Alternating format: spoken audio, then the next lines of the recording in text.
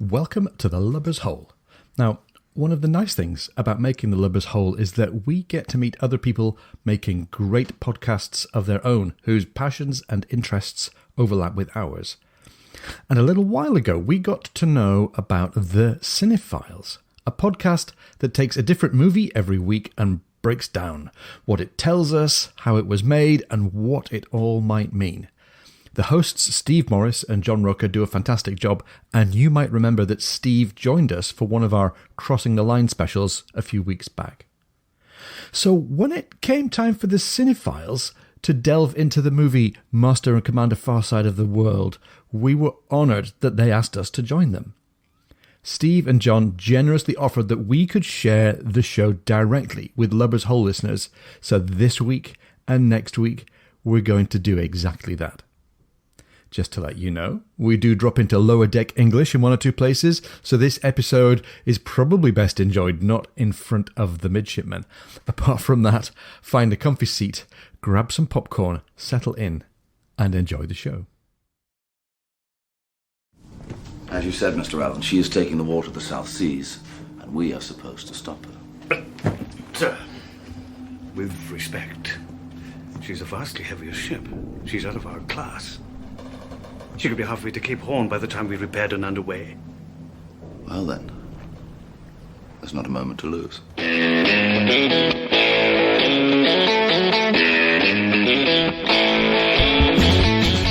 Hello and welcome once again to the Cine-Files, where each week we enter the world of a great film. We explore its themes, the history, the filmmaking, and the influence it has on us today.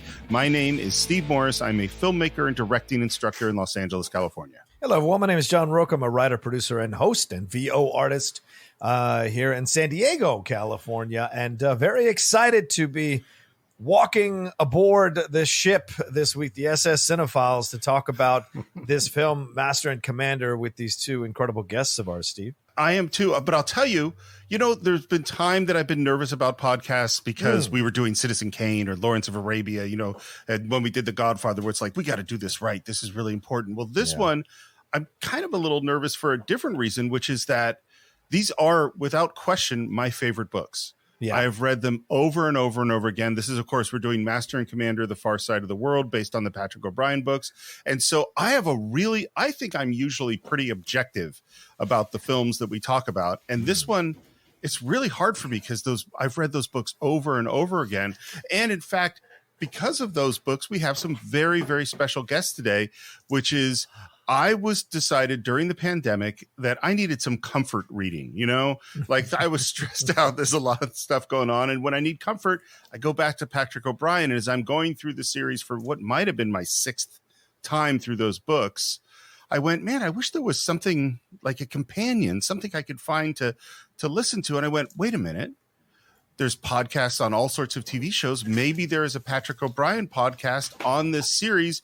Did a search, and of course, then I found the Lubber's Hole, immediately fell in love with the podcast, and I am very, very happy to welcome the hosts of the Lubber's Hole, Mike Shank and Ian Bradley. Welcome to the Cine-Files. Thank you so much, Steve. It's great to be here. Really excited. Thanks for having us along. Yeah. So normally my first question is, how did you come to the film? But I'm curious for the two of you, how did both of you come to Patrick O'Brian? I have a 2-word answer. So I'll give you mine first. You and John. It's Ian Bradley. That's very kind. I'm very honored to have played that role. So I think sometime in my early 20s, I had been a fan of other like naval history books. I'd read the C.S. Forester books, and I was casting around. And I think I had a full start reading the O'Brian books because, as we're going to talk about, they're really heavy with kind of allusion and authentic detail. And even for a bit of a nerd, I found that the first reading was a bit of a turn-off. But at some point, I remember being on a long plane journey, and I picked up Master and Commander and read it cover to cover, and I was hooked. And that was back in the days of what you might call peak O'Brian, back in the 1990s, when the books were going absolute gangbusters, and there was a huge fan base, and they kept on coming. 20, 21, depending on how you count them, books. So I was there at about that time. There's a very hardcore, a very, very well-established Patrick O'Brian readers and lovers who go back even further than that. but I've certainly been in them since before the movie anyhow. For me, Ian, my story is pretty similar, which is my friend Dave Draffen handed me Master and Commander and said, these are the greatest historical novels ever written, and which, of course, is what the New York Times said about them. And I always loved historical novels, and I had the exact same experience. I made it through Master and Commander. It was hard. I didn't quite get it. I put it down. I didn't think I was going to do it again. And then about a year later, this is probably 93 or something, or 94. I went, let me try that again. And I read it again. And suddenly I was like, how did I not see how amazing this book is? And then by the time I got to Post Captain, which is the second book, I was 100% hooked and never went back. John, let me ask you, how did you first come to this film? Well, I'll answer both questions, to be honest with you. I've never read the books, but I used to work in bookstores. I used to manage bookstores and during the 90s. So when I was in the service, when I was getting out of the service, I would work as assistant manager at night with managing bookstores. And those Patrick O'Brian books, you're absolutely right. People, they were just lovers of those books. They would show up, they would buy them, they'd have multiple editions. Yes. We couldn't keep those in stock. They were always in one section, and we were told to make sure that they were in order because people would complain about them not being in order, and make sure they were faced out so that you could read which titles were what. And so you had your Sue Grafton fans, you had your John Grisham fans, and you had your Patrick O'Brian fans, and so I was always aware of those books. I just never read the books. But when I saw this movie, I remember that I saw the trailer and I was very excited because Peter Weir always directs a great movie on the water. And I was like, well, this is so interesting, a timepiece. Russell Crowe is at the height of Russell Crowe in his early 2000s. And Paul Bettany out of Knight's Tale, I'm really enjoying him and A Beautiful Mind as well. So I'm like, okay, let's see what this pairing feels like.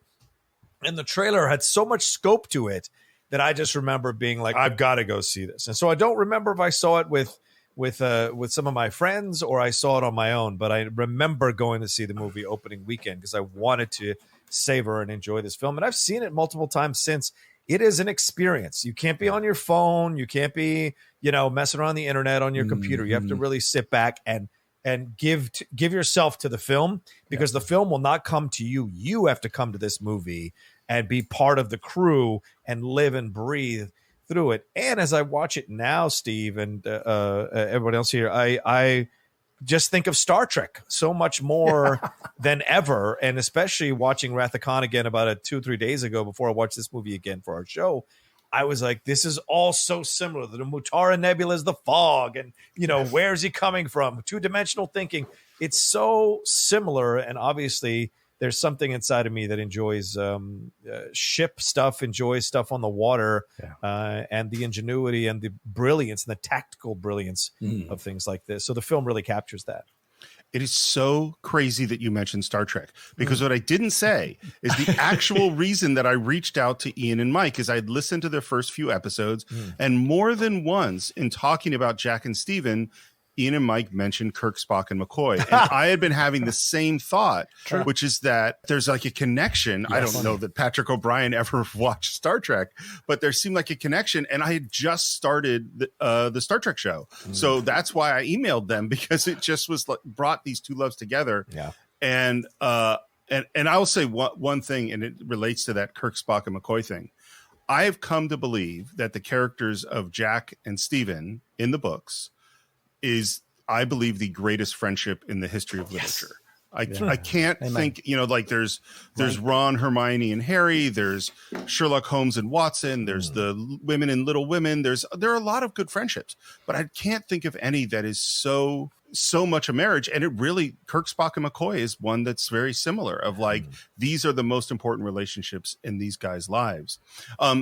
Mike, how did you first come to the film? Well, the film, it was kind of having fallen in love with the books. I think I was easier to the books than you guys because, my particular friend Ian Bradley recommended them. And I'm one of those guys as a general management consultant that says, you never worry about the details. So I didn't understand any of the naval terms. I didn't understand any of the period stuff. I didn't understand any of the arcane references. So I just blew by them and said, God, this friendship, like you were just saying, see, this friendship is so great. And I thought, how do you translate these books to a movie? I can't imagine how you do that. How can you get the feel that we have had growing up over, 20 novels into this one piece? And I happen to be a James Lee Burke fan as well. Loved his novels. Particularly loved in the Electric Mist with Confederate Dead. That was the first one I picked up of his. And then I said, yeah, they're going to make a movie. And it was horrible, I thought. And I just thought, it's no wonder nobody's done any more of these books. Not horrible. I mean, it was fascinating in its own way, but it just wasn't the book. And I came sort of late to Master and Commander with great trepidation for that same thing. I didn't want to go through this again. How about you, Ian? I came to the movie because I saw it coming in trailers and in promo 6 months off, and I was like, I've got to be there. I don't think I was there premiere day, but I was there in the opening week and dragged my wife along, who's never remotely read a word of the Patrick O'Brian stuff, and even she liked the movie. By the way, what a different movie it would have been with Tommy Lee Jones. Yeah, right. I would think so. For me, I saw it opening night with our good friend Soren Oliver, who also adores the books. It was in the Cinerama Dome in LA, and I was just amazed at how much of the books they capture in the film. And that night, I lost my favorite leather jacket. That's the other memorable event. Yes, I maybe left it at the movie theater. I went back; they didn't have it. It was like, when you find the right leather jacket, that is just right. It's part of you. Very valuable thing. So there's somebody somewhere who's going, well, I saw this movie and it kind of sucked. I don't rate Russell Crowe, but I've got this really cool leather jacket for my movie. Underneath the seat behind me. I'm curious if you could, in a very brief way, explain who's this Patrick O'Brian guy and how did these books come about? How did they become what they became? Patrick O'Brian was a relatively unknown, already quite old novelist and biographer back in the 1960s. C.S. Forrester had died. And I can't remember whether a publisher reached out to him or he reached out to an agent, but there was a conversation where they said, well, you could try writing, naval history. And he was already this kind of scholarly, philosophical hermit polymath guy living in the south of France in this very strange, very isolated existence, deep into Jane Austen, deep into Regency history anyway. And I think he just started writing, and Master and Commander kind of stood alone as a little bit of a series pilot. We're talking 1968, 69, and they got some great critical notice, not fantastic, but really good critical notice from a couple of great critics. And he just started writing, and they became his main income. He stepped away from the series for a while in the mid-70s to write a biography of Picasso. But I think at around about that time, he decided he was going to map out the arc. So I think he had the arc of the first half a dozen books laid out. And I'm mentioning that just because, as we're going to get into it, we're going to see that the plot of the movie is a very interesting, very strange in some ways, synthesis of Master and Commander, the titular first novel, and also Far Side of the World, the other titular novel, and also a compound of at least 3, maybe 4, 5, 6 of the other books, if you take in every little snippet of dialogue and every little set piece. So you can almost see how it's possible because the books themselves don't adhere to a very strict kind of novelish story structure. Yeah, they've been called this kind of big, kind of flowing novel all the way through the 20 books. He's almost arbitrary about where the books begin and end in terms of the story. So you've got loads to pick from. But on the other hand, super, super difficult to turn into a movie because so much is in the descriptive language and the narrative and the character and the structure and what's unsaid and all these layers of illusion. Just an absolute tour de force. So it raises the interesting question. How did somebody get to thinking about producing these movies? There's a secondary question. How did Patrick O'Brian get to agree to the production of the movies? Because he was absolutely not the kind of guy who'd go looking for movie options for books. That would not have been his thing, I don't think. Well, and these books, they were in relative obscurity. I mean, there were people that enjoyed them, but these were not big hits for a really, really long time. No, I mean, what is it that turned things around for the books? A series of critical notice. He got a couple of very influential reviewers who got behind him, and then a US publisher, Norton, picked them up in the late 80s. And then he got some big celebrity readers. He got Charlton Heston kind of pumping the books. And people in the British establishment, cabinet ministers, all kinds of people picked up on them. And he became the kind of darling of the literary classes for a while. And there were Patrick O'Brien societies, and people would go to dinner aboard battleships and eat, rats and lobscouse and hear readings. And it was a very strange story. In some ways, it's hard to know exactly the truth because he didn't write any kind of autobiographical material at all. The biographies that we do have Patrick O'Brien are a bit partial and disagree to some extent. So he's this very enigmatic figure. But the books and the public reception of them really blossomed. So by the time you got to the 90s, the mid-90s, we were in peak O'Brien, and there must have been this really narrow window because he died in 2000 and not very many, a small number of years after the books came out. So there was this really narrow window when he might have been receptive to an approach for writing a movie, and Peter Weir and the production team were around willing to put the time and the talent and the resources into it, and the fan base still being there for these books as well. It's a real story of chance, I think, that all these things came together, and I can't imagine a similar story happening again very often with a set of books like this. I had read that I think it was Norton was doing one of these things in the American book tour. And I guess he's up in Boston or somewhere. And somebody had brought the Rose in and put it there, perhaps Norton, to sort of, to go along with this big book signing and thing. And, the Rose being a ship that's a replica of that era. Yes, thank you, Steve. Exactly. And O'Brien supposedly had a conversation with the person who was, owned the Rose or managed the Rose or something, and said kind of, with a little bit of paint and a few touches, that could be the surprise. And the guy, I guess, did some of that.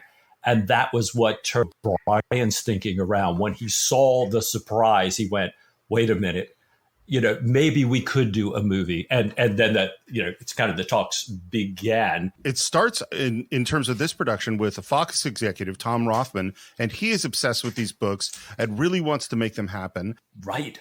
So Tom Rothman had kind of come late in life to these books, found them by accident, is gone to visit Oline, Connecticut.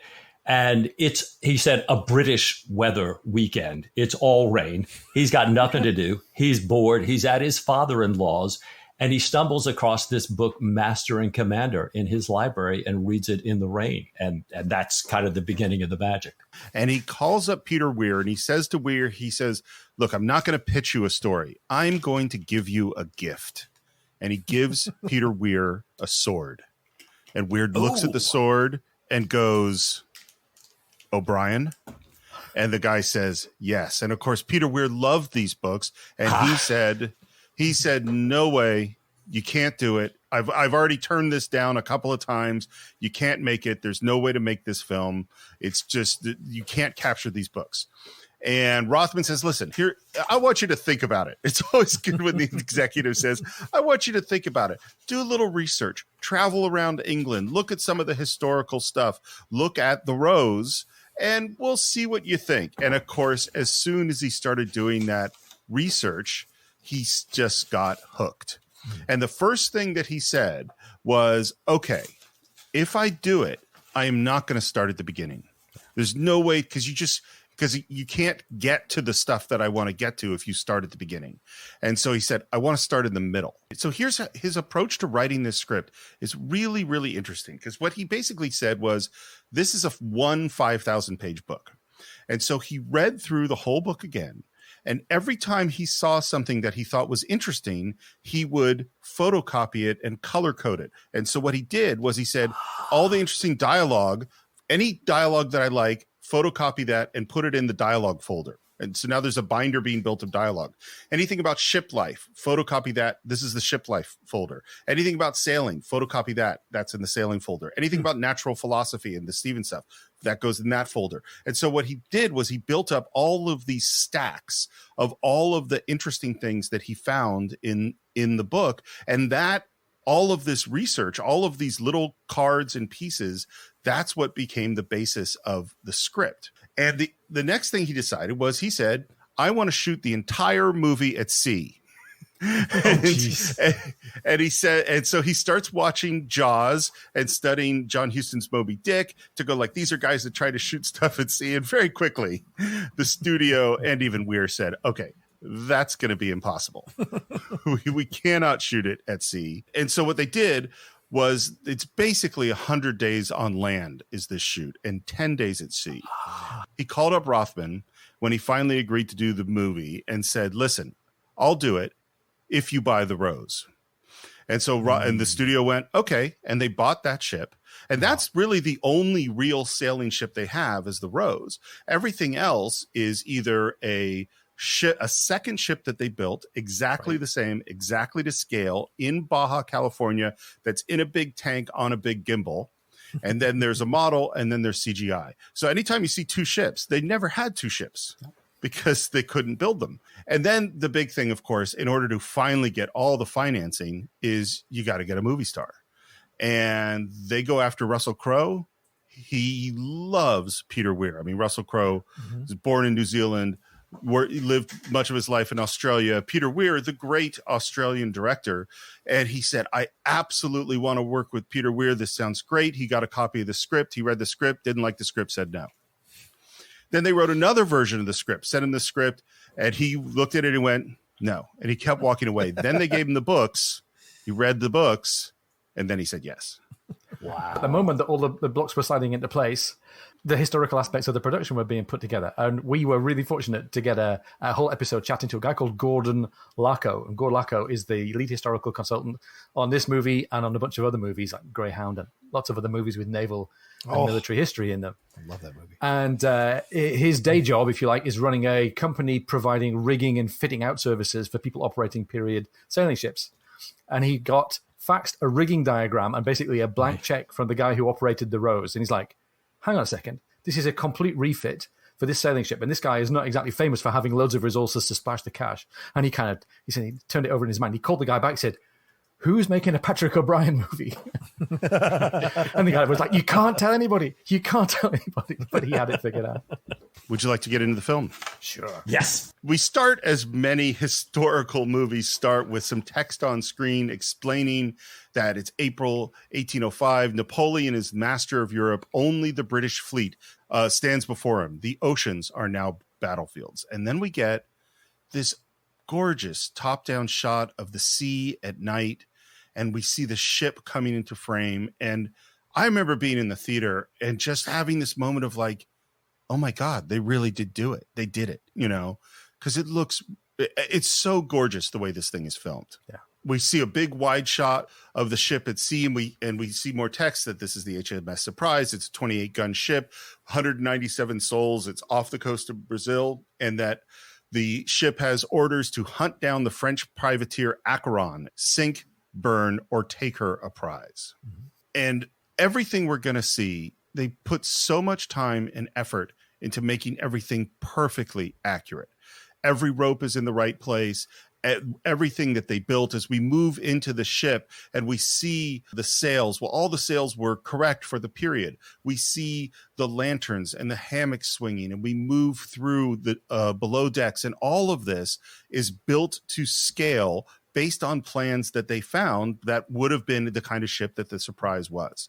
And I was thinking about it as like the last Russell Crowe movie we did, John, is Gladiator. Yeah. And Gladiator's like the opposite. It's a historical movie where Ridley Scott went, well, I'm just going to make some stuff up, because that was what he wanted to do that was entertaining. And everything's got to be right. I'm going to kill an emperor that actually lived a pretty long life. I'm going to have him killed in the arena, and it never really happens. A bunch of guys in togas. That'd be fine. It'd be fine. But this is what I appreciated about the movie is there's such an authenticity from the beginning. Even the font that they use puts you in the world of the movie. And it's so important. And they're not going to make the film come to you. You are going to have to do the work here. The way they start out, most studio executives are like, you're starting out in the night and the dark and the water's black. And what are you doing? No one's excited about this. But the way they're doing is they're showing you this is going to be a film that is going to take its time. It's a patient film. You're going to have to sit back, relax, and enjoy the process and trust that it's going to take you in a good place. And I just remember feeling that way, that there was a confidence in that beginning. And you like to see that in a filmmaker. And Peter Weir doesn't get anywhere near the love that he deserves for the amount of great films that he's made over the years. And this is one of those that is just that. It's just I think maybe this is the peak of Peter Weir as a filmmaker. You could argue this is his greatest film ever. And there's just something about all of his talent coming together in this film. And the beginning kind of puts you in that place. The fog, even the way, and I don't know if we've gotten to it yet, but even the way everybody's introduced, like all of a sudden we have Paul Bettany. All of a sudden we have Russell Crowe. There is no big introduction. In fact, Russell Crowe is seen and then immediately his back turns to the camera. So it's so great how he's saying to you, you're aboard the ship, but the ship isn't going to kiss your ass. You've got to come and you got to understand where you rank on this in this situation. I love that. I think that's so exactly right, John, is he just kind of puts you like, here, we're in this world. Yeah. And look at it. Catch Look up. at it. Catch up.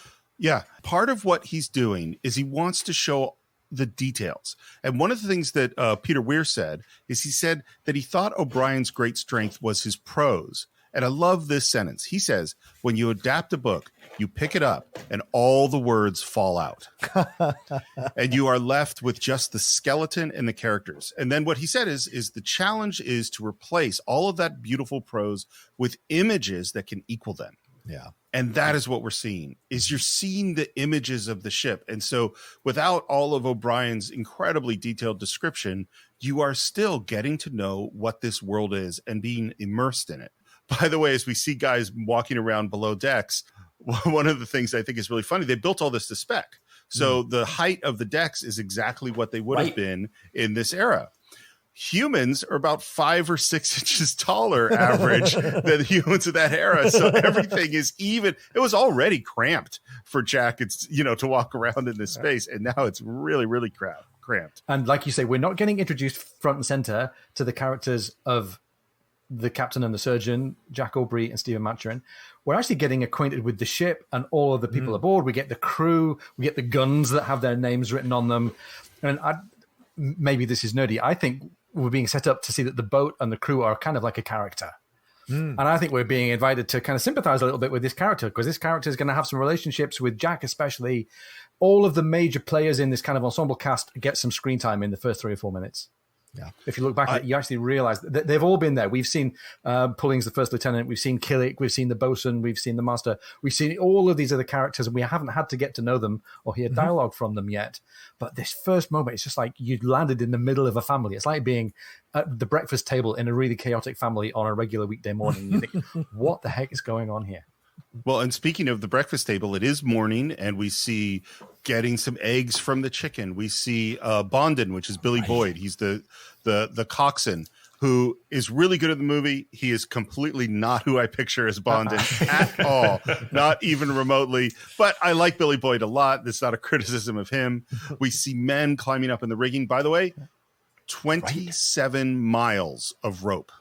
Is what they had to rig this ship. 27 miles. 27 miles of rope, and the crew, the extras, the stars, having just spent 5 weeks of boot camp, learning everything about it, learning to run up and down it barefoot. I mean, they're great interviews with a lot of these folks talking about they had to do, not only was the ship to spec, the crew and the cast had to adapt to that, including gunnery, including everything. A lot of head injuries early on. What is it, Slade? I heard something. Sounded like a bell. And we have Hullum. Lieutenant Hullum he's got the watch. Native fisherman, perhaps. And we may or may not have seen something and trying to decide what we should do. Mr. Cullum, the lead, if you please. We're looking out into the fog and don't see anything. And we hear the leadsman calling out what the bottom is like. Sound and broken shell. Sound and broken shell. And a midshipman who's Mr. Calamy comes up. Should we beat to quarters? And this is a lower ranked person trying to give a hint to the person that outranks him. Like, hey, but Hullum is indecisive. That's what we're going to see over and over and over again. Right. And finally, the decision is made to beat the quarters, which means they bang a drum. Everyone gets up. We see for the first time, we see Stephen Maturin, Paul Bettany. Yeah. But as you said, John, we don't put anything on him. We just kind of go by it. Russell Crowe, Jack Aubrey puts on his sword and he goes out on deck. And Hullum says, maybe I saw something. It's kind of out there. You did the right thing, Mr. Hullum. Go to your stations. One of the things I love most about this film is the quiet. Yeah. And I think because we're so used to motors and sound. That when there's movement, there's got to be a machine. And where this, you're sailing in the middle of nowhere and it's quiet. Yeah, I want to say something here in this moment. This is a great character moment because if you're going to choose to introduce these characters, these famous actors at the time, Paul Bettany was pretty famous at the time of becoming famous. Normally you make a big deal of introducing them. So if you're going to decide to make it matter of fact or happenstance that they're there, then you've got to throw a little subtle character work.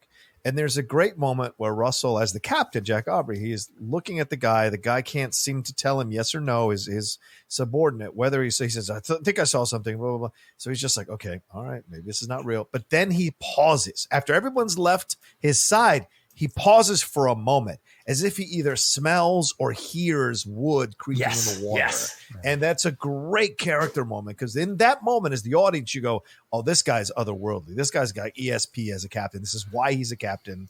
This is what the fact that he can sense something even though he doesn't see it.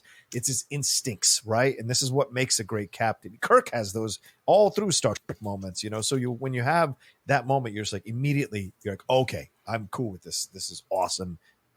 And Russell plays it so subtly yet so powerfully. It's great. I'm continually amazed at how great an actor Russell Crowe. Oh yeah.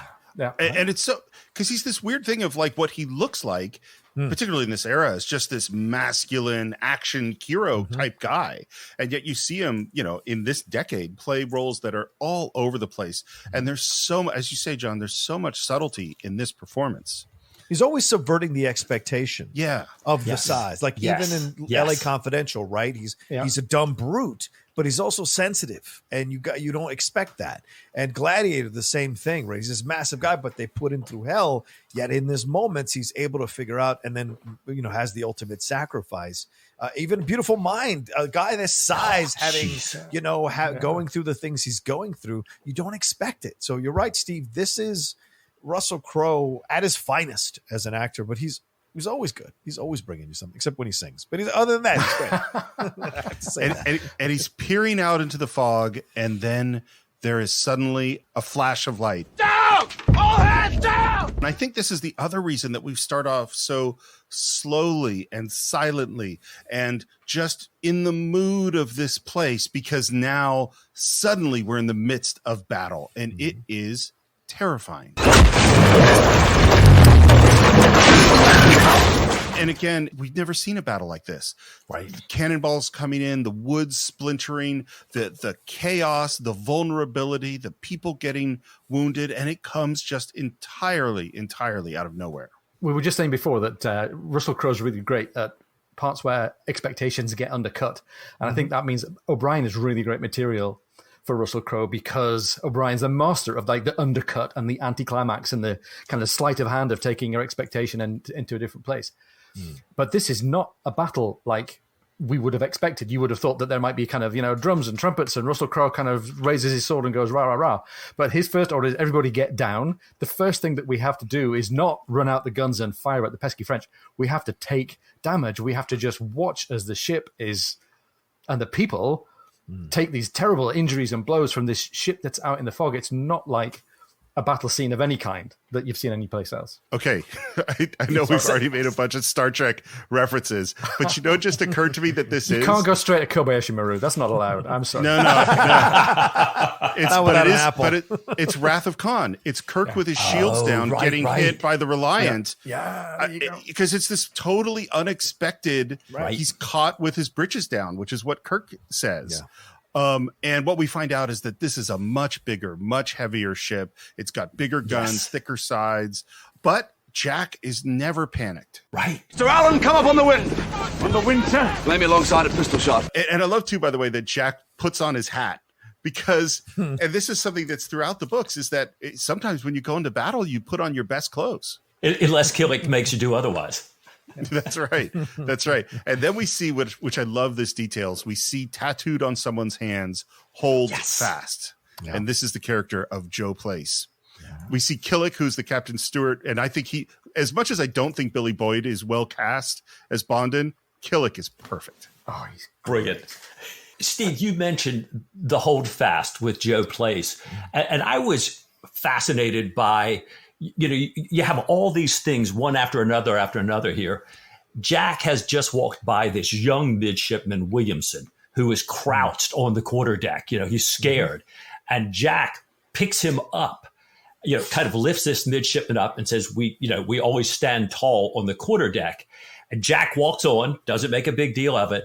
And Place is showing his tattooed fingers to Williamson, the midshipman. So it was just an amazing thing. Here's this lower class crew member, taking this young midshipman, the young gentleman who really, it's kind of this great meritocracy of the Navy, but for these midshipmen who are kind of often young gentlemen. But this guy Place is saying, no, I'm here for you. And kind of an amazing Patrick O'Brien-like moment that's so quick in this action, you could miss it. I do want to say one thing about the hold fast thing. It's a nautical term that has the origins in the Dutch. Which is hoed vast. That's what it means. And it was in regards to holding securely to ship, ropes, and rigging. And apparently this was passed on throughout in the nautical times, like when from country to country, this was told. And so people did this on their hands. People had these tattoos done on their hands who were lifers on ships. And I don't know if that's in the Patrick O'Brien novels. I don't think so. That moment when it happened, I remember looking it up when I was watching it earlier today. I was like, oh, wow. Also, this intersection with superstition, holdfast appears fairly early in the book of Deuteronomy. This big kind of, black and white. And, if you want God to save you, Israelites, you're going to have to hold fast. And if you don't, it might be your ass, essentially. And here's Joe Place with this hold fast, an old sailor, man of warsman, but also the guy who becomes kind of the prophet throughout this movie. I was like, oh, wow. It's a really clever link. It's a really way of restoring the 5,000 words that dropped out of the book, because superstition and naval custom are all the way through the books. Yeah.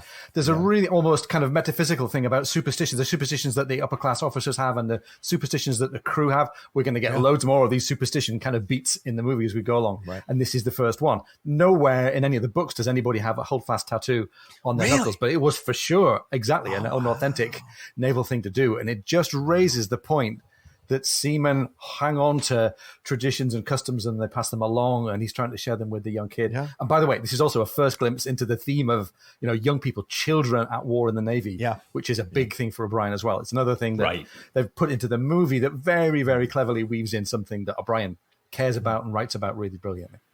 Which is just, when you think about it today, it's so bizarre. We're going to spend a 10, 11, 12-year-old kid out for a year or two through the most difficult conditions to go fight in battles. That's just crazy. And these kids haven't been enslaved, and they haven't had to be given magical powers, and they haven't had any great revelatory moment. It was just what you did. Kids of certain kinds of families sent their boys away to sea at 8, 10, 11. It was like not a special thing. You saw some of those really young ones too. And in those days, you kind of thought, oh my God, I can't imagine what would you have them doing on the ship. If they weren't on the ship, they were likely orphans in a much worse life. Oh, really? And so here they are, these little powder monkeys, these little kids, 10 years old, sometimes younger.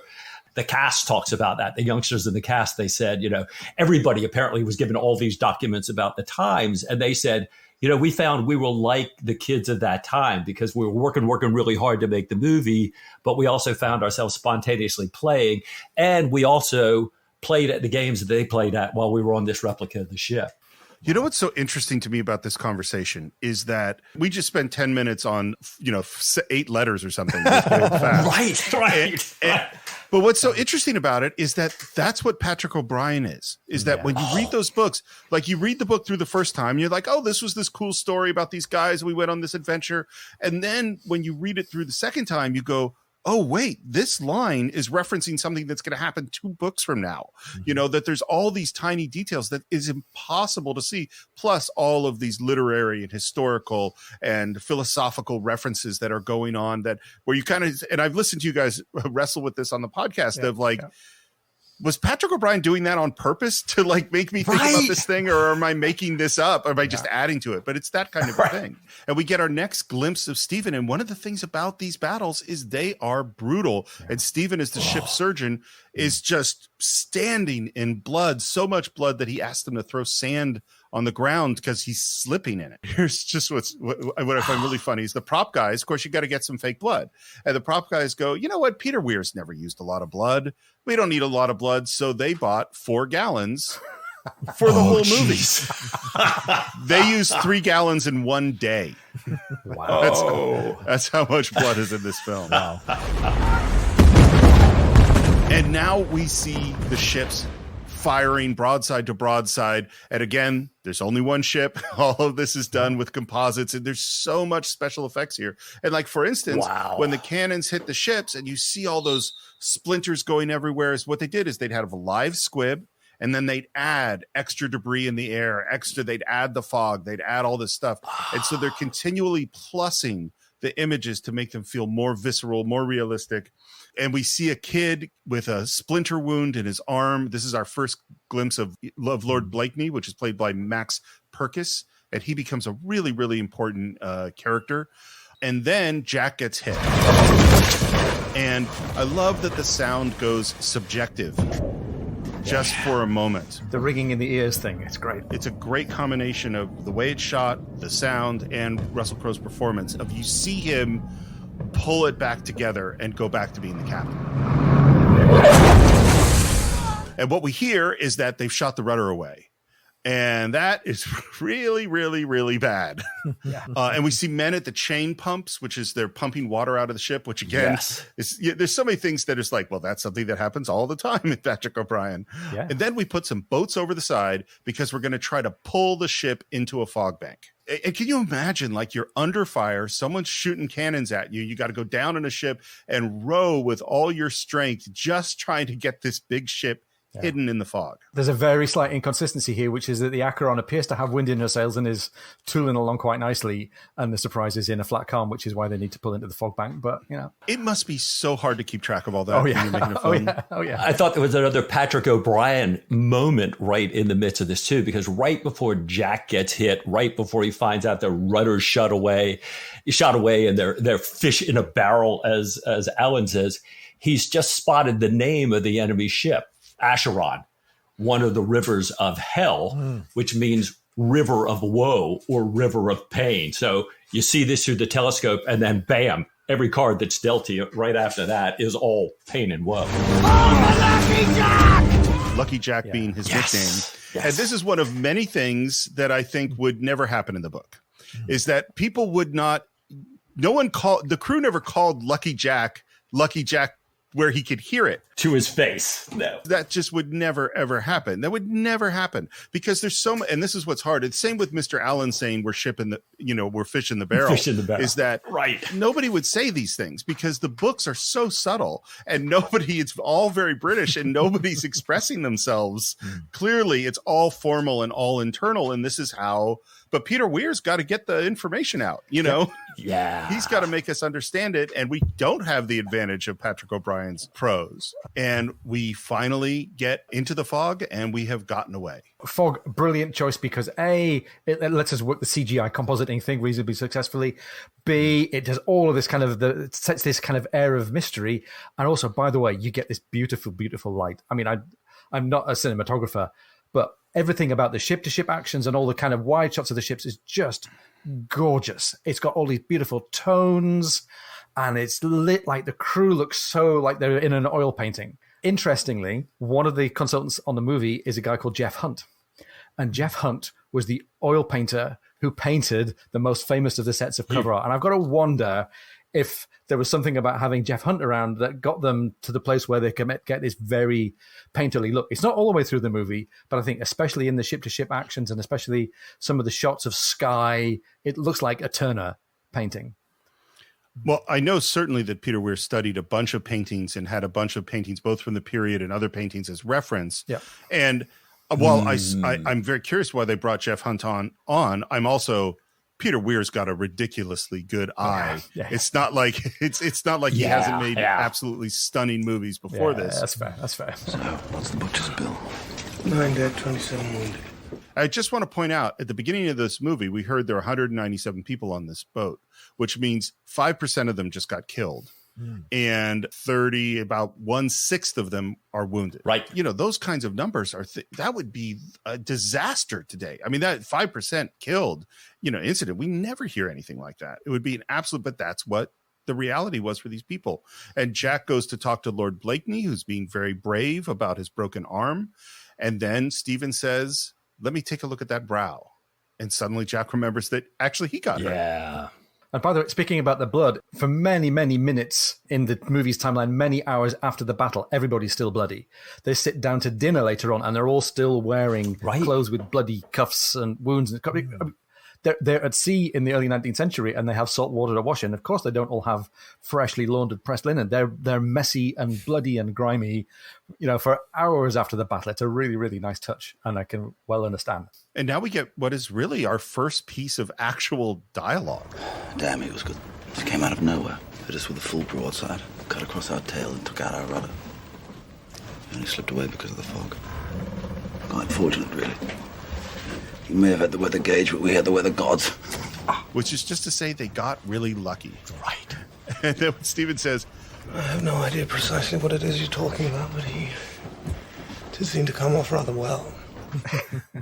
and we hear mention of maybe they had spies, which is a weird thing. And this is the first thing I'll bring up, is that they bring up this thing about spies. It never has anything to do with anything else in the movie. Right. And I think the only reason it's there is because Stephen Maturin is a spy.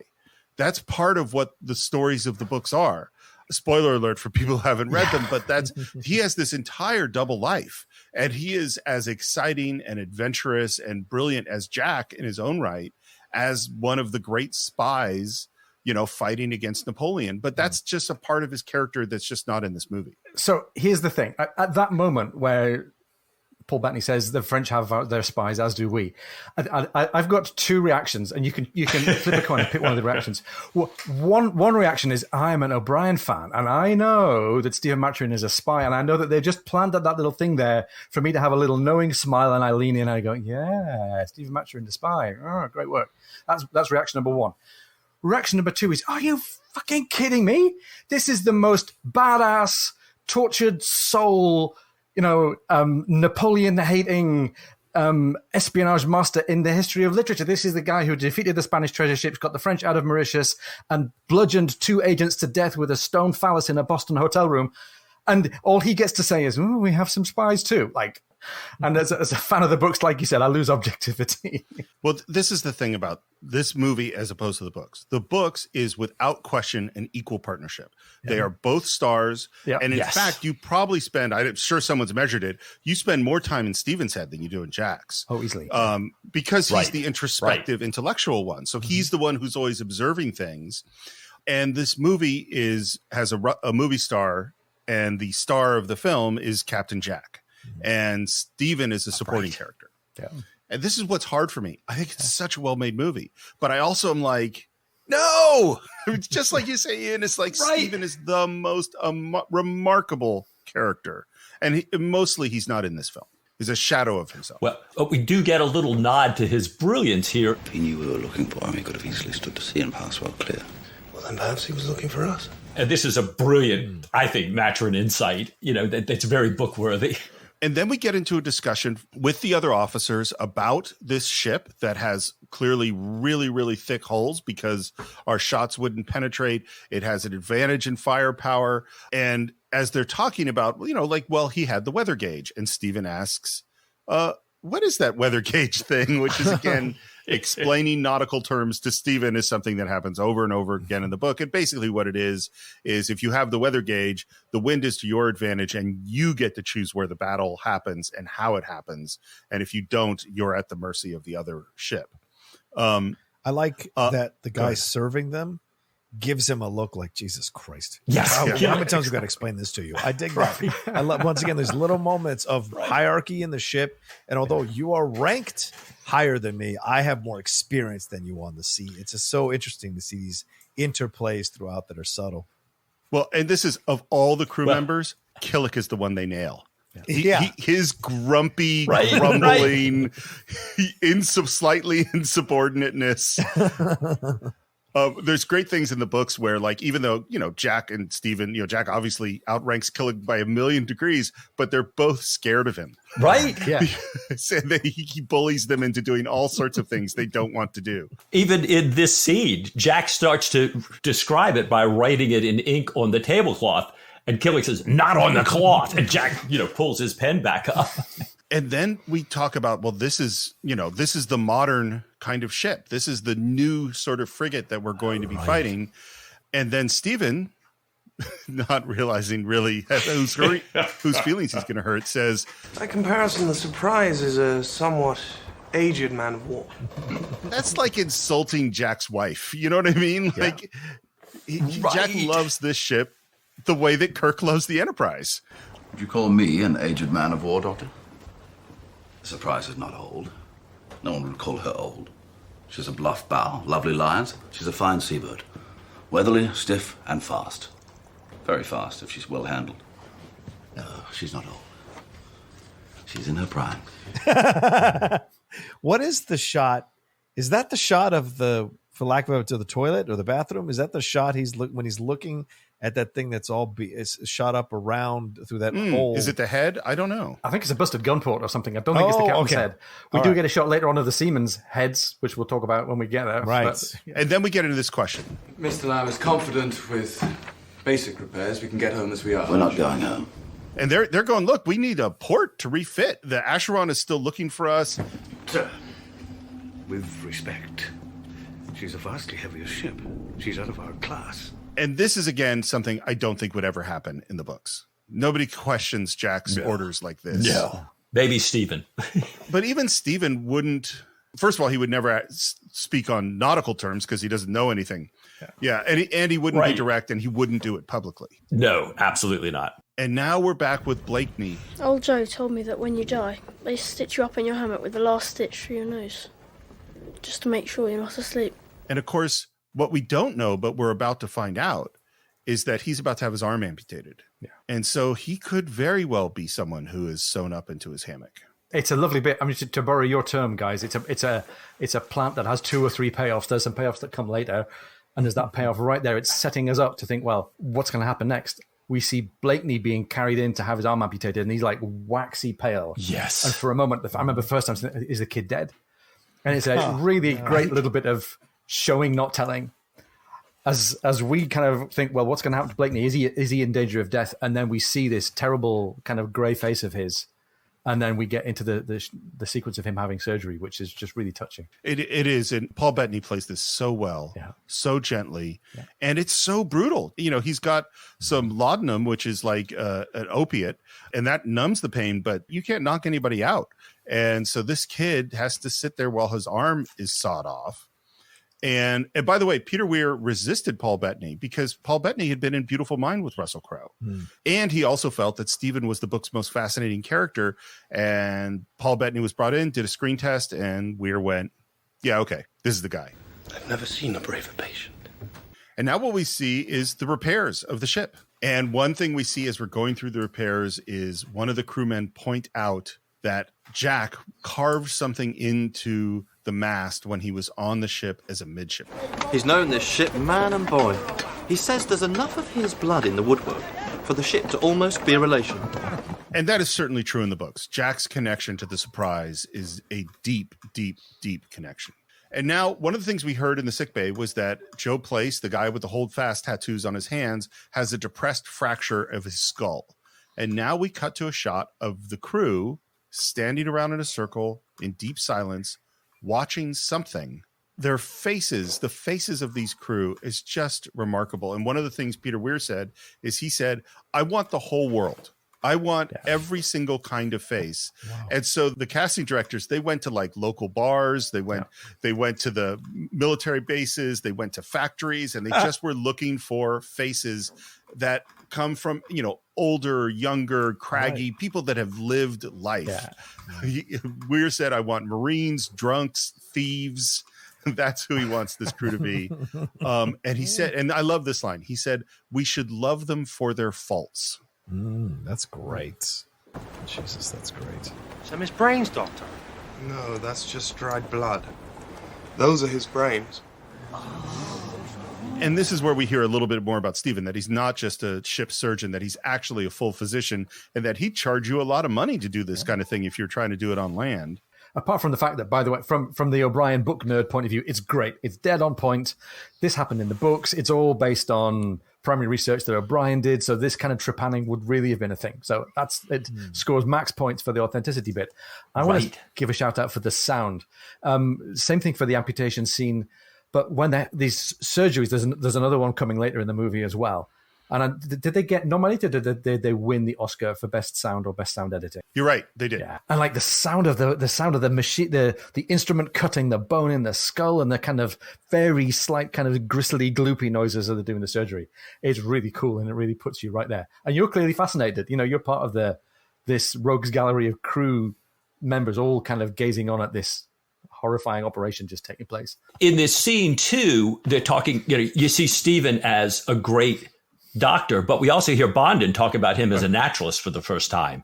Bondin says, and he knows his birds and bees. You show him a beetle and he'll tell you what it's thinking.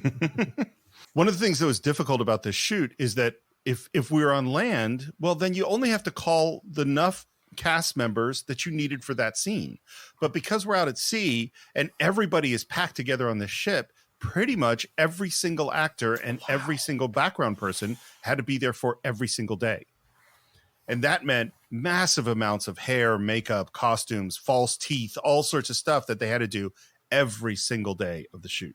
We're below decks, and in comes Jack to give Blakeney a book. And it's a book on Lord Nelson. It has all of his major battles in it and some very fine illustrations. Thank you, sir. Just as Stephen was so gentle during the amputation scene, Jack is so great in this scene. Did you ever meet Lord Nelson, sir? I had the honor and privilege of serving with him at the Nile, a great victory. You can find it in here, actually. And he even knows the page number. Page 135, if I'm not mistaken. May I beg you to tell me what kind of man he is? You should read the book. Do you feel like that's a little bit of a Peter Weir homage to Patrick O'Brien? From those who are going to watch this movie, tell me more about Jack Aubrey. Read the book. Yeah. Do you think that's a little kind of subtle? I love that idea. Love it. I feel like it when it struck me this time, like, oh, this is a nice little moment. Yeah, I love it. Yeah, I didn't want to miss the part where Blakeney flips to the front and sees the picture of Lord Nelson and realizes that he's missing his right arm, like Blakeney is missing his right arm. I just think that's kind of the heart and soul of O'Brien. It's not a scene in the book, but God, it is so O'Brien, and it is so Jack, and it is so this relationship. Great catch. Yeah, that's a really good catch. And now we're toasting some cheese, which is one of the two things that Killick actually can cook well: toasted cheese, and he makes good coffee. Other than that, it's not gourmet meals. Scrape, scrape, screech, screech. Never a tune you could dance to. Because for the first time, we're going to hear Jack and Stephen play. How about this?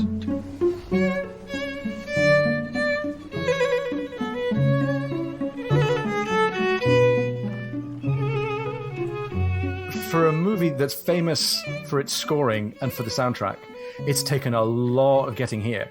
Like even into the battle, we had some like drum sounds and we had some more like sound effects than score. We haven't really been beaten over the head with score yet at all. And now it's what's the word? What's the term for music that's in the scene? Diegetic? It is diegetic. Yes. Right. Good job. That's a fancy film term. I know where I'm at. I know where I was coming. I had to bring some game. There you go. That's my one film term. And again, for the O'Brien nerds, we get a little inward smile because this is the moment. We know that the relationship between Jack and Stephen is expressed by the music. We know that the music is a big part of the books and the context for the books. And we really love the fact that our heroes are actually going to play. We didn't get to see Stephen actually spying. We haven't yet got to hear Jack Aubrey actually make a dad joke, but that's coming. But we're going to get to hear them play together, and that's just fantastic. So it sounds like Russell Crowe works hard on everything. You know, in Cinderella Man, he worked hard on his boxing. He worked hard on his sword fighting in Gladiator. He always works hard. He says learning to play the violin is the hardest thing he ever had to do for a movie. Wow. And he had 2 teachers, which is so bizarre to me. One of the guys that taught him is the guy who taught him the Appalachian accent for A Beautiful Mind. Was one of his violin teachers. And strangely enough, there are actually 3 composers on this film, and they all worked really well together. Yeah. There's Iva Davies, Christopher Gordon, and Richard Tugnetti. Richard was the first violin. He's the real teacher for Russell Crowe. He's the guy who recorded all the tracks that they're playing to in playback. Christopher Gordon conducted the orchestra, and Iva Davies liked being in the booth recording. So they all sort of had their own jobs and handled different parts of this as we see Jack and Stephen playing music. As a string player myself, that it's always hard watching people miming, playing instruments when you know that they're miming. They get so close. They do a really, really good job. There's an even better moment right at the end of the movie that we'll get to later. These are actors who've had some lessons and they've learned hard, but they're doing a really, really good job with the miming. You can see it in their faces. You can see it in the way that they get to kind of exchange little musical phrases back and forth. As a string player, I'm looking at that thinking, yeah, pretty fair job. Credit to Crowe and to Bettany and to Tognetti and the other folks who coached him as well. It's really good stuff. You reminded me, I had one other thing I wanted to say about the music. It applies kind of maybe in the last scene where they're playing together, but I've never been able to say this publicly. I think that Jack and Stephen are actually jazz musicians, but jazz hasn't been invented yet. Oh, wow. Oh, yes. Because what you hear throughout the books is that they improvise on themes, that they take a little theme from a piece of music and they throw it back and forth and they play with it. And that's jazz. They're playing jazz. They just no such thing as jazz yet. Except it's the 18th century version of classical music. Now, Johann Sebastian Bach was an improviser, and O'Brien worships Bach, and Aubrey and Maturin worship Bach. We're going to hear one of the Bach cello suites. Bach was an 18th century jazz musician, or at least the closest you would ever get, because he could improvise. He knew about chord structures, he knew about modes and scales, and the way that people played together certainly in the 18th century, getting less so in the Regency era, but certainly in the 18th century, people did tend to play together in this more kind of improvised way. And I think it's a really good connection. It's as good a connection as the connection to Star Trek is the connection to these 2 guys are jazz musicians, and they like to pass phrases and backwards and forwards. They have the musical language of the 18th century, not the musical language of Miles Davis. But I think it's a really, really good metaphor for how the music plays a role in the conversations that they have. And I think it suits Russell Crowe as well. I think he's a jazz musician, kind of a guy. Another gorgeous shot of them sailing. I love the shot where Jack is sort of hanging onto a rope, hanging off the side of the ship. And Russell Crowe says that he absolutely loved being out on the Rose. So this is them, those 10 days where they were out sailing. He said it just felt so real and free, and there were whales and dolphins that were following the ship. And it was absolutely fantastic, except for one day that they got blown a little bit too far west, and they had to make their way back home through 7-foot high seas. And it suddenly wasn't so much fun to be on the Rose. It was a little tougher. The crew enters to Jack's quarters with a model. It's the Acheron, sir. You see, Will here, he's seen it being built. In Boston, sir. During the peace. And Jack is grateful, gives them an extra ration of rum, which is the biggest reward you can really get on the ship. This is Nagel and Warley, because clearly, this connection between the 2 of them, boom, they're the guys who are going to save the surprise, at least set them up to fight the Acheron on somewhat near fair terms. One of those little divergences between the book and the movie is that in the book, The Far Side of the World, the ship they're chasing around the world is not a French frigate, she's an American frigate. And you can imagine maybe the political decision-making in the studio at the time in the early 2000s about, are we going to let Brits chase Americans as the bad guys around the ocean? I don't think so. Let's fall back on the French. Of course. What they've done is they've made the Acheron, by the way, was not a name ever used in any of the books, but never mind, it's a really nicely chosen name.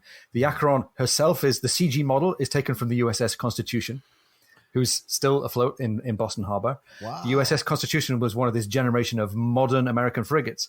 So most of the attributes that they give her, like she's modern, she's heavy hulled, she's fast, she's strong, she's heavily gunned, those are all true attributes of this modern generation of American frigates that in 1812 and thereabouts kicked the ass of the British Navy, as it so happens, as 1812, as anybody will tell you if you go to visit USS Constitution in Boston. This is one of the ways that Peter Weir is pulling from all these different books, because the trepanning of Joe Place is actually in the first book, Master and Commander.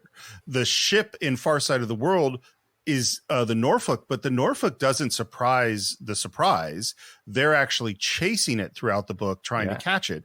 And the ship that actually, in terms of what the battles are like, is really more from Desolation Island when they're fighting the Voxenheit, and that is chasing Jack, except they're not in the surprise for that. They're in the horrible old Leopard. So they're taking all of these little elements from different books and putting them together.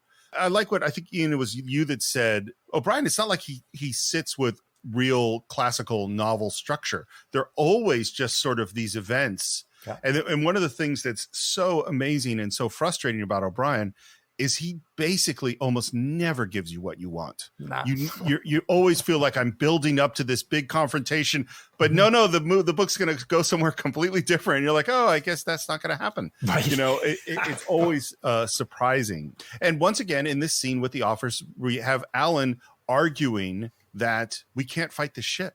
Yeah. There's no way, he's out of our class. We shouldn't do it, which again, I would say would never happen in the books. But what they're establishing in the movie, which I think is not fitting the characters of the book, is, does this make sense for the surprise to be going after that ship?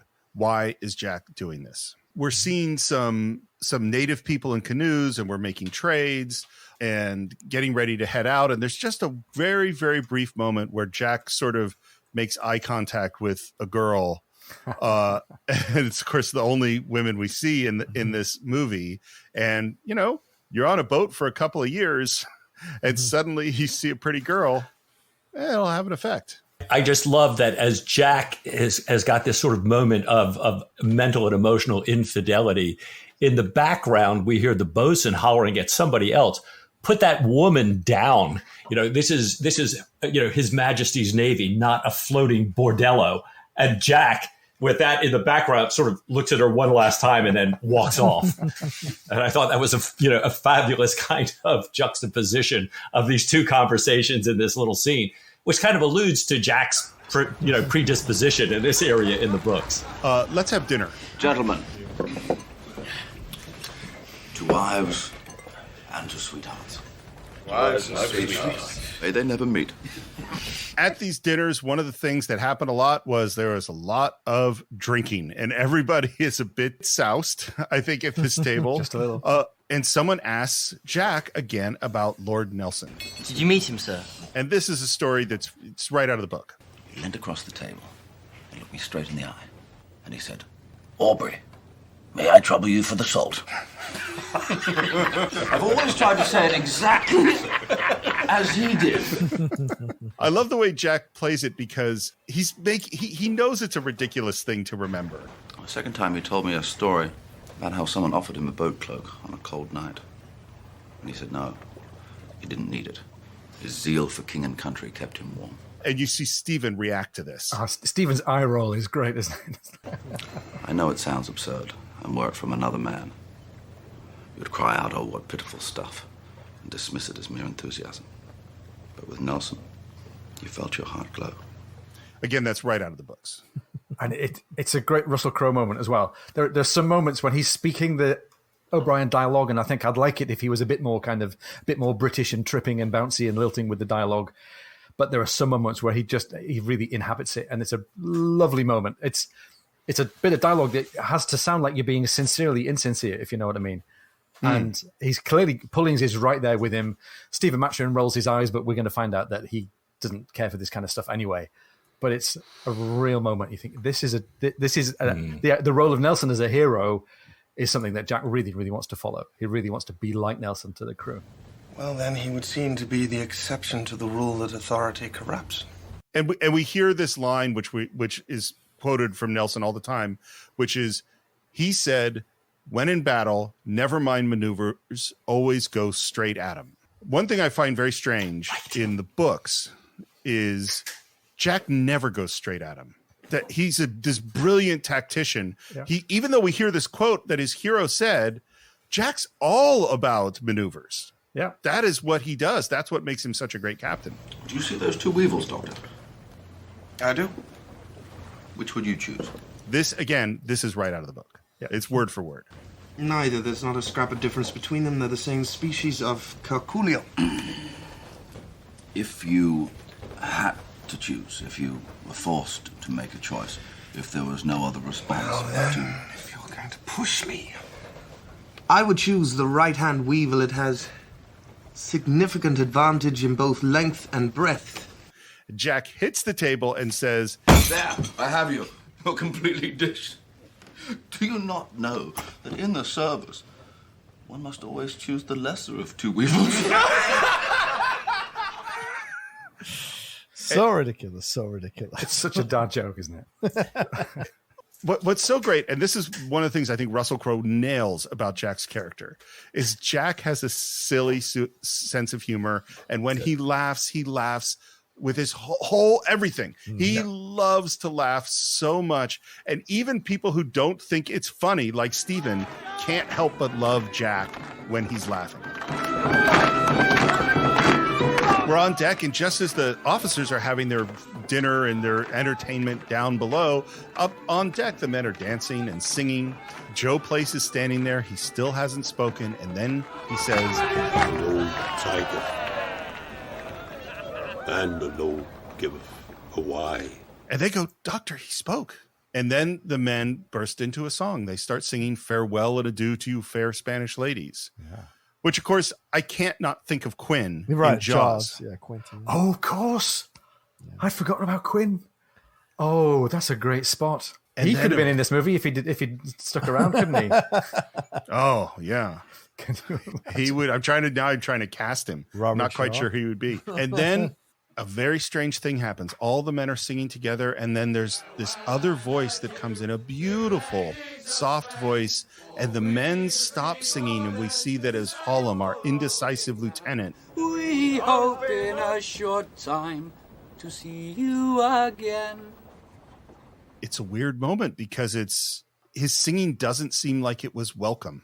It's a really great moment for me of character for this guy Hollum. So not only is he a bit indecisive and a bit touchy about his status, he's really doesn't know how he sits with the whole of the crew. So it's not just that one or two of the other officers think he's flaky. We get this chance for him to exhibit his flakiness. By the way, I think Lee Ingleby's performance here is great, and I think the use of the song is really lovely. This moment of everybody's head kind of turns and it goes quiet. And even though he's a beautiful singer, he's just cast himself as the outsider. And O'Brien doesn't waste any moments like this. We know that Peter Weir doesn't waste moments like this. This is a plant that we're going to have to get paid off later on, I think. Absolutely. And of course, right as this moment, suddenly there's a sail. Because the Phantom has found them again. And they have the weather gauge, and so all the Surprise can do is turn and run. We'll have to bend every sail. What about pocket handkerchiefs if we have to? Again, I don't think Alan would have said that to him at this moment. And one of the things I wish they had done, I wish they had showed us a little bit more of Jack's genius as a sailor. Yeah. I wish they had shown him putting, light hawsers to the mainmast, or doing, like shortening this sail and changing that sail and getting the trim right, and those things that we hear a lot in the books. I think this would have been a moment where he could have done just a little bit of that. What is it with this man? I kill a relative of his in battle, perhaps? His boy, God forbid? Which is what had happened in Desolation Island when they're being chased. Yeah. Is he had killed the son of the captain, and that's why the captain keeps chasing them. Right. Which is also a bit of a parallel with the moment when Butch and Sundance are being chased. Oh, who are these guys? Who are these guys? Yeah, good point. By the way, I really like the view through the telescope. Partly because it's a nautical movie trope, right? It's the U-boat captain's view of the ship, and we like that. But it's an 18th century U-boat captain's view because it's through glass that's all kind of slightly wavy, and there's kind of color shifts, and it's a bit hazy. I just love the fact that it feels like we're looking through Jack Aubrey's telescope. And there's got to be some reason why Jack feels so compelled to keep going with this voyage. There's got to be some reason why this other captain, the captain of the Acheron, is sticking with it, because we're heading far into the Southern Ocean here. And I still don't think we've found out. I still don't think we found out what's driving Jack yet. As they continue to sail, we see Jack teaching the midshipmen, because that's part of the job, is to teach them navigation. And Calamy, one of the midshipmen, says, what are they building? Because they've got some barrels and some stuff over the side. And Jack says, your first command. And now it's dusk. It's almost made it to nighttime. The Phantom has now started opening fire. And we see that this is a big raft that actually has its own mast and sails. And they put a rope around Calamy, put him out on this raft. And what we see is that they're creating a decoy. And just as it's getting dark and we turn all the lights off on the Surprise, just as we turn exactly parallel lanterns on this raft, and then they separate and they yank Calamy back with this rope to pull him back on board. It's a great bit of trickery. It's both authentic back to the books, but really more interestingly, it's authentic back to something that a real naval captain actually did. Jack Aubrey was sort of the alter ego of a guy called Thomas Cochrane, and he did exactly this thing in almost exactly the same situation. So it looks ridiculous. It looks far-fetched, but it was real. One of the things I loved here in a lot of the night action in this film is you can actually see what's going on. So thank God for the lighting in this movie. We're below decks with the men, and we hear a little bit what a privateer is, which is basically a privateer is a pirate with a piece of paper from a government saying you could go out and attack the enemy, and that's fine. And without that piece of paper, then you're just a pirate.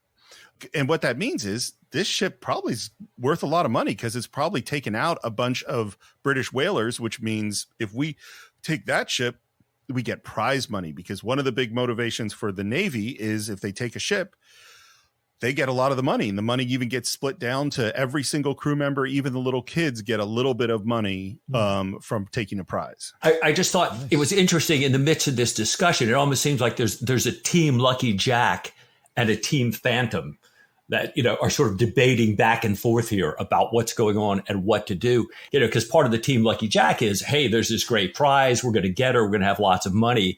And Nehemiah Slade says, it's all very well, Nego. Got to get home to spend it, but never met a dead man who bought me a drink. I thought, ooh, that's kind of like a Patrick O'Brien ominous line, in this conversation between Slade and Nagel here. Well, and I love the next line, which is someone says, and I've never met a live one, and you've bought one for me. Also, great Patrick O'Brien humor to follow right in on that, tension builder. And of course, Jack doesn't want to just run away. He wants to be in a position where he has the weather gauge and can attack the Phantom. And we see a shot, again, it's gorgeous. Jack is at the top of those masts, which seems absolutely terrifying to me. I mean, you're in a ship that's going side to side. The wind is pushing you. You're just on a little piece of wood way, way up in the air. It looks real scary. And of course, he's done it. The ship is right in front of them. Jack found it exactly where it's supposed to be. In all my years, I've never seen the like. It had to be more than 100 sea miles, and he brings us up on his tail. That's seamanship, Mr. Pullings. My God, that's seamanship. It feels to me, and you guys have read the books, and it feels to me like you have to pull these kind of maneuvers to convince the lower ranked members of your crew that you are a captain worth following. What I've read and the little I've seen, being out on the sea is a tough experience, and there's as you said, there's all kinds of superstitions.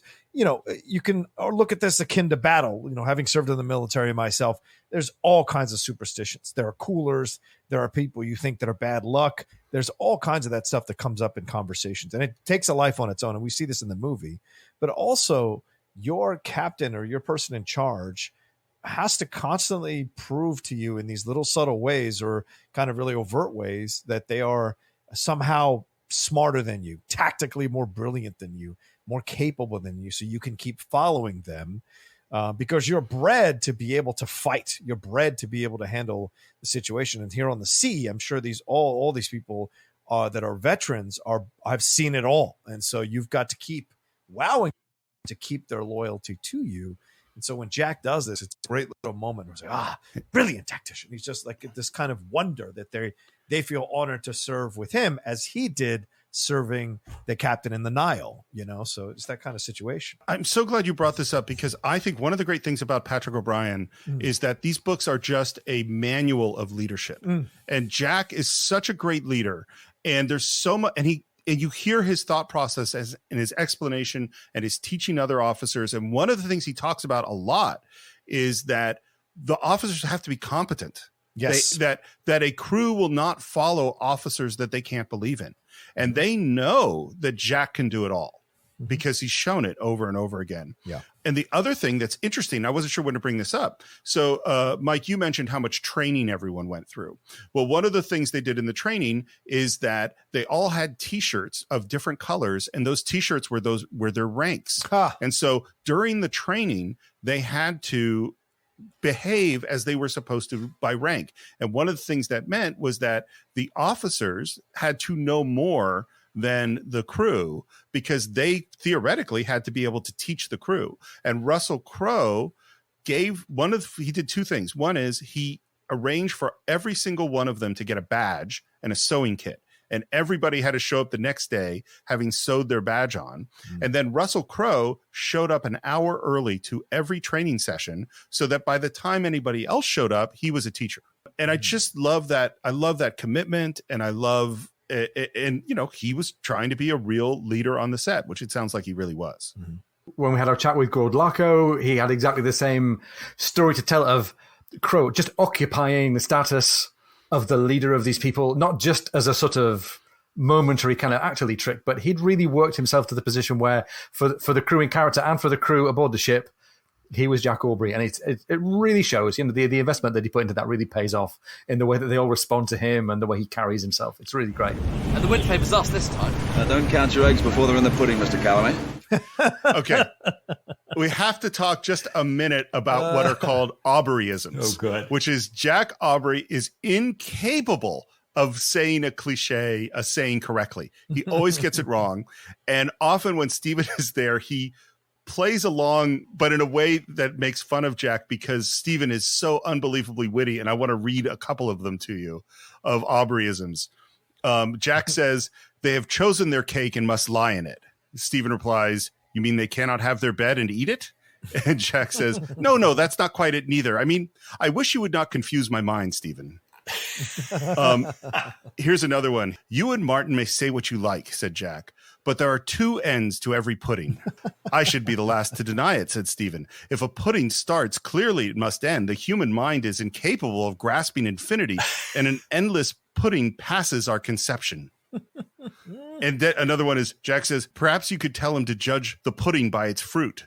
"You mean prove the tree by its eating?" No, Stephen, you're quite out. Eating a tree would prove nothing." I'm trying to think of an analogy of another character in a book or a movie where they're just, malapropisms like this are just part of their meat and drink. It's a very unique Patrick O'Brian thing. I think it's a very unique Jack Aubrey thing. It sets him apart as liking his own wit, but also really a bit of a regular guy. He's not the ship's chief philosopher or their scholar or their priest. He's the person who likes lame jokes. And if he has any learning at all, he wears it very lightly. And I think it's a really great characterization for somebody who's going to be the leader, who's going to be Lucky Jack. If we can close this gap and get up behind us, she may well be ours. Touch wood. Scratch a stay. Turn 3 times. May the Lord save and preserve. Something we should point out, and that really doesn't show up in this movie, is as brilliant as these two guys are in their realm, they are both morons. There are huge elements where Jack is a complete idiot.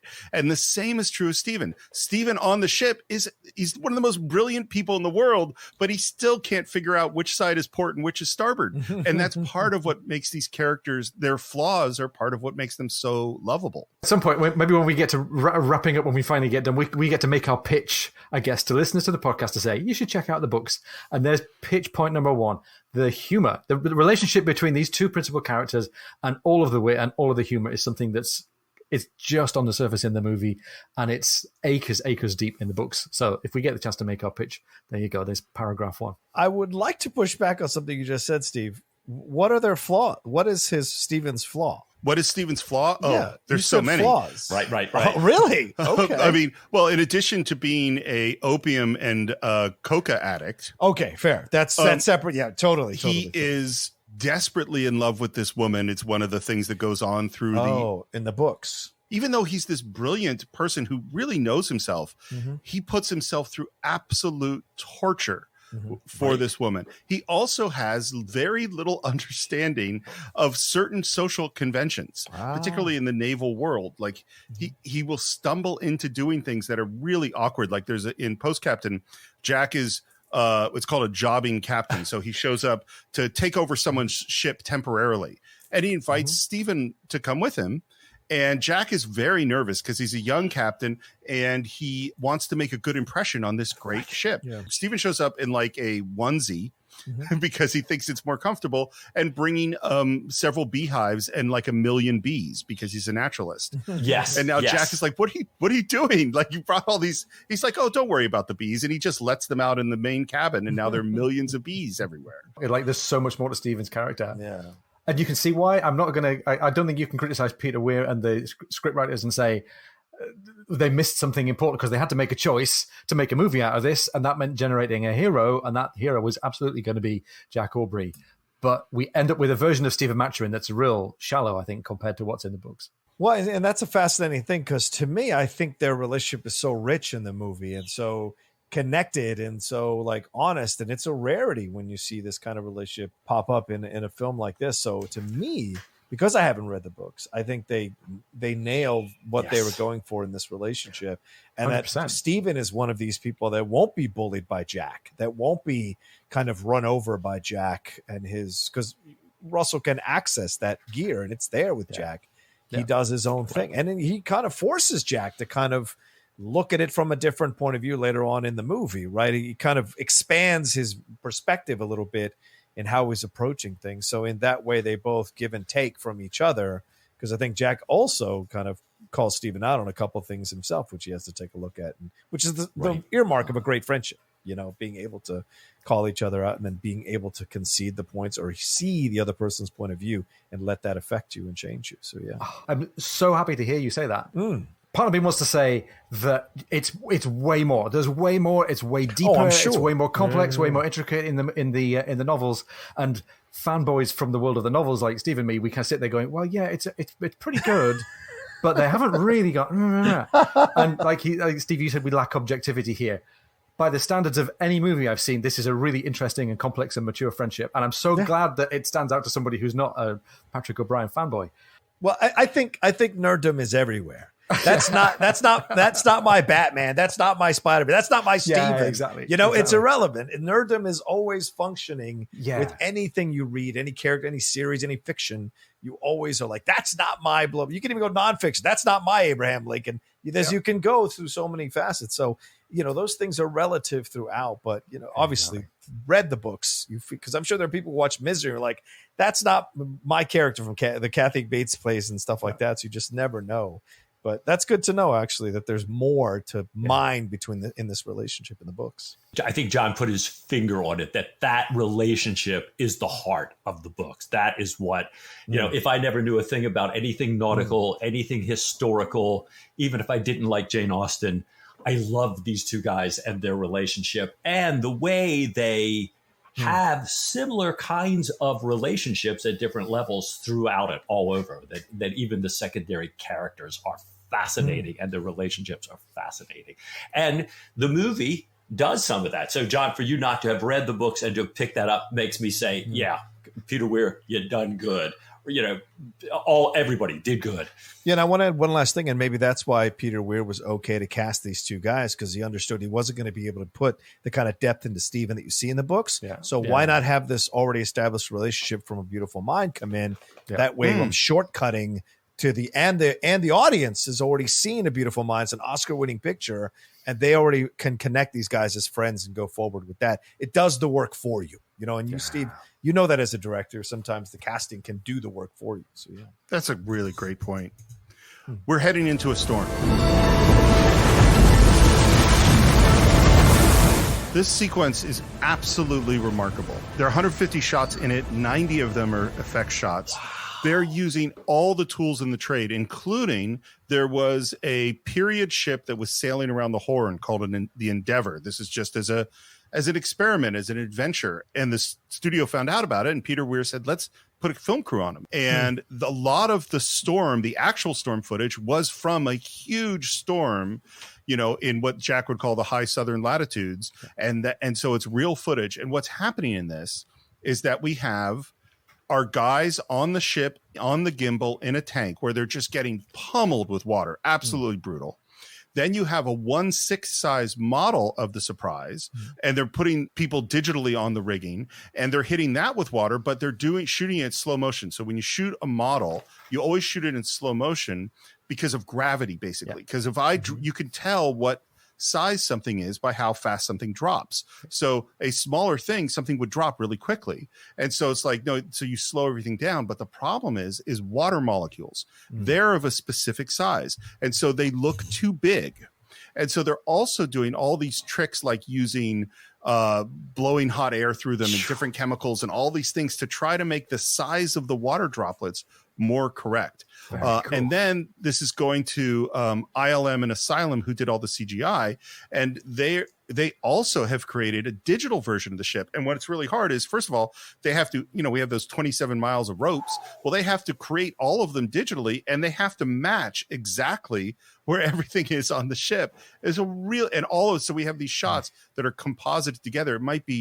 You might have an element from the actual storm, an element of our main guys on the gimbal, an element from the model, and CGI elements all put together like a jigsaw puzzle to create these images that we're seeing. And it is absolutely remarkable. I took photographs on a sailing boat in a storm where the sister ship got dismasted, a real honest to goodness gale. And the photographs just look like a blowy day on the town lake. It's like, to share and show the scale and the violence and the forces involved. It's brilliant. Really, really, really compelling. And what we hear is that Jack is really pushing the ship. We'll be cracking off, President, if we don't watch it. No, Captain knows this ship. He knows what you can take. And we can see all the precautions before you go into a storm. You see the chickens getting locked down. You see the hatches getting locked down. We see all of these huge waves everywhere. We're pumping water because water is coming on the ship, so we got to pump it off. And Lamb, who is the carpenter, he is worrying about the mast. The mast can't stand up to all of this. Yeah. The shots, again, it's all you just feel like you're here. You feel like you're in this world. By the way, one of the things that Peter Weir said to everyone as he was casting was, he's like, look, this is going to be a brutal shoot. Because even here, they're in the tank. They're just getting pummeled with water all day for many days. Yeah. So he gives everyone the option, think about this seriously before you take this gig. And of course, everybody took the gig because everyone wanted to work with Peter Weir. They want to be on this project. Yeah. And we see this crew member who's up on the mast, and he calls down to Hullum to help him. And Hullum goes and starts to climb up, and then that mast goes down, and this guy goes over. It is such a scary moment. Everyone's calling to him, throw him something that floats you, and they're calling to him to swim. You know what it is? Again, it's kind of like the Jaws moment where the guy has the roast and he goes into the water and the shark is coming behind. They're going, swim, swim, swim. That's kind of what's happening here is they're trying to get him to swim to that mast that's hanging over. And then the master says, Sir! The wreckage is acting as a sea anchor! We must cut it loose! It's going to sink us! And it becomes really, really clear that the only way to save the ship is to cut that mast free. And this guy's just made it to the wreckage. He's now thinks he's safe. Yeah. And then they are cutting the rope to cut him away. And that last strand is cut, and the wreckage starts to separate from the Surprise, and you see this guy in the water. He knows that he is going to die, and you see his POV of the ship, of the Surprise, as it slowly pulls away. It's such a great moment in the movie, right? Because we've had these... It's smart. You start out with the battle, so you're establishing people's positions. You're establishing the enemy quickly. You're establishing how it got the best of them. You're establishing, who's ranked and whatever, and who's in charge and who's doing what. Then you're spending more time with the crew. You're spending more time with these two main characters of Jack and Stephen. And then this situation happens. And then, so now you can feel this moment. Now that you've had enough time to connect to all these characters and connect to the crew and connect to what they're going for, and having Jack Aubrey say, we're not going back to, we're going to hunt this thing down. So you understand now you're all in on this mission, and to have this moment happen and have it in such painful, and you even hear in the background, the noise, the voices, he's going to make it. He's going to make. So there's even that hope, that possible hope that it could happen. And Jack stands there for a second, hands the axe to the other guy, to his subordinate, and he looks at him, and it's almost like without a word, it's just saying, sometimes you got to do these terrible things to survive, and it's going to be painful, but we've got to do it. They chop it away. And then seeing him in the CGI, I think it works so well, like swimming in the water and then over the waves, and then he's not seen again. Right. And you hear those stories about how the water took him and you just disappeared, and it's quiet, right? Like when the woman at the beginning of Jaws, and then once she's down under the water, you just hear the ding of the buoy. That's it. And it's like it never happened. It's insane. It's fantastic. It's like the moment, there's the similar moment in Crimson Tide where Denzel Washington has to order them to seal off a bulkhead and leaving people to die. And it's one of those things of like, it is 100% the right choice. There's no question that is what has to happen. And you think about Nagel, this guy who had to literally kill his friend to save the ship. Mm-hmm. And in all seriousness, he's chosen the lesser of two evils. So one of the things I want to say about this, you might not want to use it, the score here, for me, this score is just reaching a bit far. It's Vaughan Williams' theme on variations on a theme of Thomas Tallis. I've got a sort of metric in my head for sentimentality in scoring in movies, okay? Samuel Barber in Platoon is just the right side of the line. This one was maybe a little bit too cheesy for me. It's a great moment. Loads of people who love the movie love this moment for the score. I think the score is a little too much. A little bit roasted. Just take a few notes out. It'll be fine. It's only so many notes that the human ear can hear. And we see the sadness in the crew in these moments after this, having lost this guy. And we go to Killick, who's working with his assistant, and he says, he's been at it again. Who's that then? The Jonah. What's that? And the Jonah is an unlucky person that will curse the ship. Yeah. And that Jonah is Hullum. Mm-hmm. And I think at that moment, as everyone has turned to Hullum, the crew is beginning to turn against him and blame him. I think that's as good a time as any to end part one of our exploration of Master and Commander, Far Side of the World. Of course, we'd love to hear what you think of this incredible film. You can visit us on our Facebook page, do a search for the Cine-Files. You can follow the show at Cine_Files on Twitter, Cine-Files Podcast on Instagram. Please subscribe to the show on Apple Podcasts and leave a review there. And if you're not an Apple person, you could still go to the Apple Podcast website and leave a review. They really, really help the show. If you want to support the show, you can do so at patreon.com/thecine-files. You can buy Master and Commander along with every other movie we've ever reviewed through our website, cinefiles.net. And if you want to reach me, you can reach me on Twitter at SR Morris and Instagram at SR Morris1. And we talked a lot about Star Trek. It's strangely enough, I have my Star Trek podcast, Enterprise Incidents, where we're going through the entire original series. John, how would people find you? You can always find me at The Roca Says on Twitter and on Instagram. And if you want to head on over to Twitch, The Outlaw Nation on Twitch as well. And if you want to watch the content on the YouTube channel, my own YouTube channel, it's youtube.com/John Roca Says. So much happening over there. And my other two podcasts as well, The Top 10 and The Geek Buddies. Gentlemen, it has been such an honor having you guys on the show. There was so much detail about the books, about the period. It's been just a fantastic conversation. Thank you so much for coming on. Thank you. We're loving it. Thanks so much for having us, John and Steve. This is fabulous. And if people wanted to find you or listen to your podcast, The Lubber's Hole, on their journey maybe through the Patrick O'Brian books, how would they do that? You can go to wherever you normally get your podcasts and search for The Lubber's Hole. You can find us on Twitter. We are at Hole Lubbers, HOLELUBBERS, and Facebook.com/Lubber's Hole finds us as well. Definitely check it out. And I don't know how I could recommend these books more to people. I think I've pretty much made my opinion pretty clear. But I think that is it for this week. We will be back next week for part 2 of Master and Commander, The Far Side of the World on the Cine-Files.